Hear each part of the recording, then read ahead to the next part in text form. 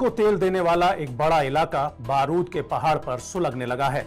बस एक चिंगारी का और भड़कना होगा और फिर उसके बाद मिडिल ईस्ट नामालूम किस दौर का गुजरा कल बनकर रह जाएगा।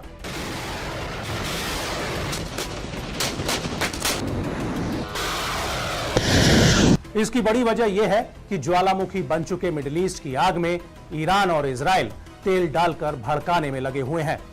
दुनिया सांस रोककर तमाशा देख रही है और युद्ध के उन्माद में और बदले की आग में दो मुल्क इस तरह जल रहे हैं कि वो अब दुनिया को भी जलाने को तैयार हैं।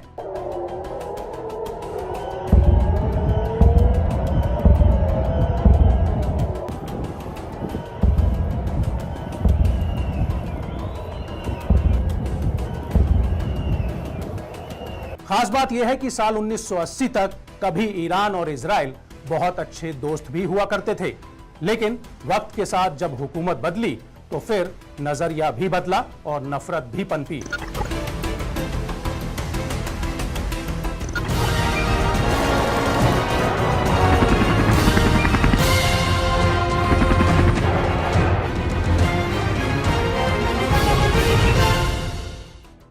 नमस्कार, मैं हूं सचिन यादव। बात आज बहुत गंभीर है क्योंकि बात हाथ से निकल चुकी है, दूर तक जा चुकी है।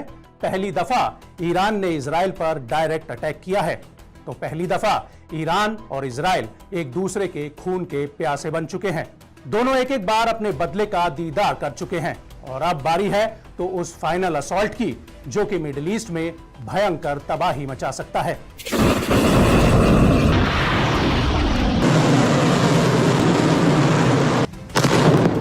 ईरान का एक हमला मिडिल ईस्ट में इजराइल का नक्शा बिगाड़ सकता है या फिर इजराइल का ईरान के परमाणु प्रतिष्ठान पर हमला समूचे मिडिल ईस्ट में भयंकर महाविनाश का बटन दबा सकता है।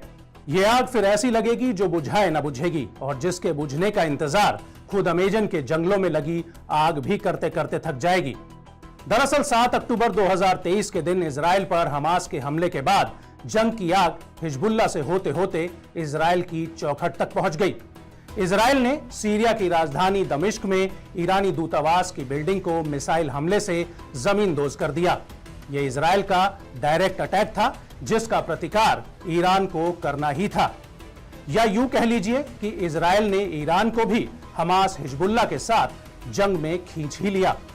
इसके बाद ईरान ने जो बदले की कार्रवाई की उसने इजराइल को झकझोर कर रख दिया। ईरान ने यहूदी देश पर भारी मात्रा में आत्मघाती ड्रोन्स, बैलिस्टिक मिसाइल और क्रूज मिसाइलों से हमला किया। इस हमले को अंजाम दिया ईरान की एलीट फोर्स IRGC ने। इस्लामिक रेवोल्यूशनरी गार्ड कॉर्प्स ने इजराइल पर ड्रोन और मिसाइलों की झड़ी लगा दी। सबसे खास बात यह है कि IRGC ईरान की पारंपरिक आर्मी नहीं है। ईरान में IRGC की ताकत ईरान की पारंपरिक आर्मी से कहीं ज्यादा है। IRGC के कद का अंदाजा आप इसी बात से लगा सकते हैं कि उसकी अपनी नेवी, अपनी एयरफोर्स और अपनी थल सेना है।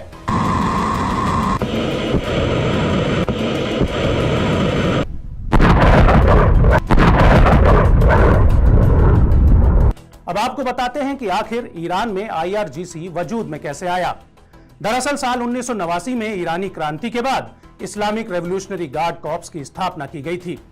बाहर से लेकर आंतरिक मामलों और शिया मुल्क के हितों की रक्षा करने की जिम्मेदारी इस फोर्स को सौंपी गई। इसकी बड़ी वजह यह है कि ईरान में साल 1989 की क्रांति से पहले तक शाह रजा पहलवी की हुकूमत थी। ईरान की सत्ता पर उनके दोस्तों और रिश्तेदारों का कब्जा था। 70 का दशक आते आते अमीरों और गरीबों के बीच की खाई गहरी होती चली गई और ईरानी जनता का शाह के ऊपर से भरोसा उठने लगा। शाही तौर तरीकों और ऐशो आराम से लोगों की नाराजगी और बढ़ती चली गई। इसके बाद लोगों का भरोसा पेरिस में निर्वासन की जिंदगी जी रहे शिया धार्मिक नेता आयतुल्लाह खुमैनी पर बढ़ा। दरअसल खुमैनी ने जनता को भरोसा दिया कि ईरान में किस तरह से इस्लामिक मूल्यों को अपनाते हुए भी आर्थिक और सामाजिक सुधार किए जा सकते हैं। खुमैनी का यह दर्शन जनता को रास आ गया और देखते ही देखते ईरान में खुमैनी का राज छा गया। इसके बाद 70 का दशक खत्म होते होते ईरान में जबरदस्त हिंसा भड़की और शाह के खिलाफ विरोध प्रदर्शन शुरू हो गए। लगातार हड़तालों से इकोनॉमी ठप हो गई। वक्त के साथ खुमैनी की रायशुमारी हो गई और उनको आजीवन ईरान का धार्मिक नेता घोषित कर दिया गया। शाह मोहम्मद रजा पहलवी के पतन के तुरंत बाद IRGC की स्थापना की गई। ये कानून और न्यायपालिका की सीमा से परे काम करती थी। यह सिर्फ ईरान के सर्वोच्च नेता के प्रति उत्तरदायी है और इसकी कमान संरचना चुने हुए राष्ट्रपति को दरकिनार करने का मादा भी रखती है। IRGC को एक मजबूत सैन्य यूनिट बनाने का काम किया साल 1980 से 88 तक लड़े गए ईरान इराक युद्ध ने। इस युद्ध के बाद IRGC पश्चिमी देशों की सेनाओं की तरह बाकायदा एक कमांड यूनिट के साथ एक पेशेवर लड़ाकू फोर्स के रूप में काम करने लगी थी। International unit for strategic studies के अनुसार ये ईरान की रेगुलर आर्म्ड फोर्सेस के समानांतर एक अलग फोर्स बनी हुई है, जिसकी कमान में 1,90,000 से ज्यादा सैनिक हैं। IRGC की शाखाओं में ईरान के 31 प्रांतों और तेहरान में मौजूद 1,50,000 से अधिक की थल सेना है। इसके अलावा बासिज अर्धसैनिक बल है जो दावा करता है कि वो लगभग 6 लाख स्वयंसेवकों को जुटाने का काम कर सकता है।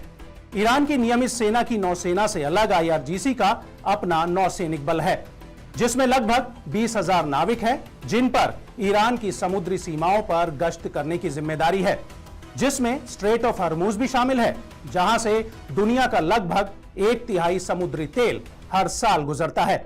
IRGC के पास 15,000 कर्मियों की एक वायुसेना भी है, जो नियमित सेना की एक समानांतर शाखा से अलग है। ये वायुसेना ईरान के बैलिस्टिक मिसाइल कार्यक्रम को भी संभालती है। इसके अलावा IRGC की एक साइबर कमान भी है, जो ईरान की सैन्य और वाणिज्यिक जासूसी के लिए काम करती है। IRGC ने अपनी ताकत ईरान में ही नहीं बढ़ाई, बल्कि उसका दखल ईरान के पड़ोसी देशों में भी साफ तौर पर दिखाई देता है।